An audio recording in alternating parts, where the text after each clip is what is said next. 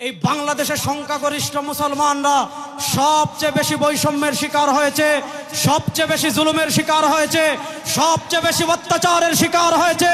2024-এর জুলাই আগস্টের এই গণবিপ্লবের পর সময় এসেছে বাংলাদেশ থেকে সব বৈষম্যের শিকড় উপড়ে ফেলে আল্লাহর কোরআনকে সংসদে বিজয় করতে হবে।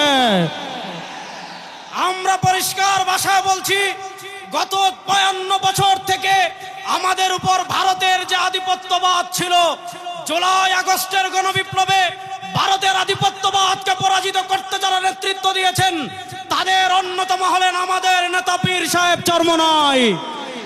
আজকের এই সোহরাওয়ার্দী উদ্যান থেকে আমরা বলতে চাই, দাদারা ওপারে ভালো থাকেন, এপার নিয়ে মাথা ঘামাবেন, সোহরাওয়ার্দী উদ্যানের দিকে থাকুন। লক্ষ লক্ষ যুবক শাহাদাতের তামান্না নিয়ে প্রস্তুত আছে। কথা শেষ, কথা একটা বলতে চাই, 52 বছর নানা তন্ত্র দেখেছি, নানা মন্ত্র দেখেছি।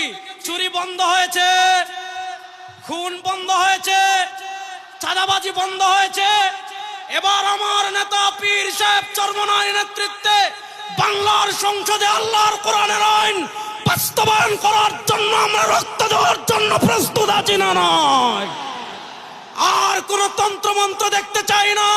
এবার বাংলাদেশের সংসদে আল্লাহর কোরআনের বিজয় হবেই হবে ইনশাআল্লাহ।